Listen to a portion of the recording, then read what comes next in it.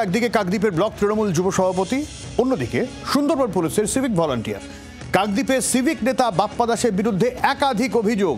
জুয়ার আসর বসিয়ে টাকা তোলার অভিযোগ, সুন্দরবনের সংরক্ষিত ম্যানগ্রোভ কাটার অভিযোগ। সিভিক নেতার বিরুদ্ধে কাকদ্বীপ থানায় নালিশও জানানো হয়েছে। আর অভিযোগকারীকে তৃণমূল কর্মী অভিজিৎ মণ্ডল। প্রতিবাদ করায় অভিজিৎকে মারধর করা হয় এমনটাও অভিযোগ উঠেছে। বিধায়ক ঘনিষ্ঠ হওয়ায় অধরা বাপ্পা এলাকাবাসীদের তরফ থেকে এমন অভিযোগ, যদিও অভিযোগ মানতে নারাজ বাপ্পা দাস।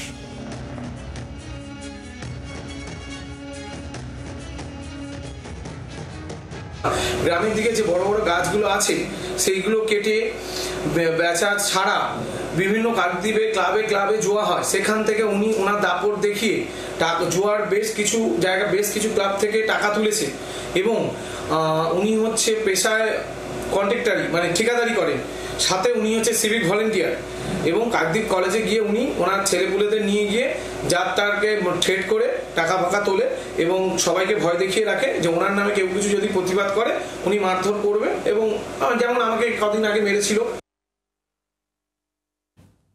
নকিবউদ্দিন কাজী রয়েছেন আমাদের সঙ্গে, আমাদের প্রতিনিধি। নকিবউদ্দিনের কাছে সরাসরি যাব। নকিবউদ্দিন, তার মানে গোটা বিষয়টা এই দাঁড়ালো যে তৃণমূল কর্মী বনাম তৃণমূল ঘনিষ্ঠ, তাদের মধ্যে দ্বন্দ্ব।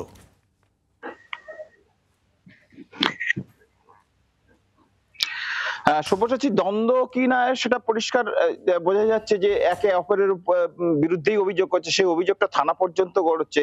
যে যার বিরুদ্ধে অভিযোগ করছে সে হলো বাপ্পা দাস, যার বিরুদ্ধে অভিযোগ করছে তিনি একজন সিভিক ভলেন্টিয়ার।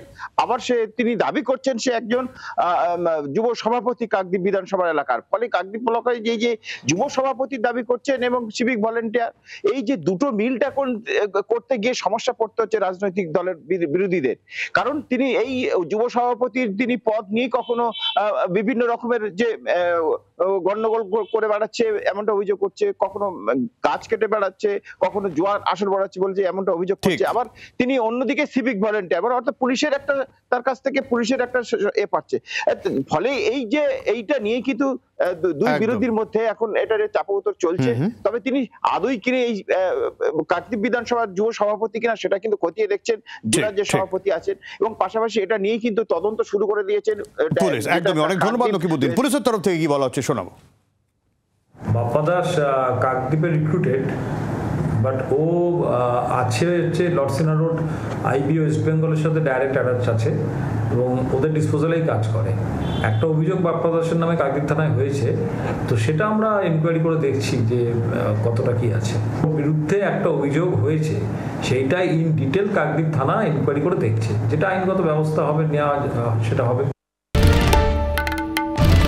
বাংলার আওয়াজ, বাঙালির আবেগ, জি 24 ঘন্টা।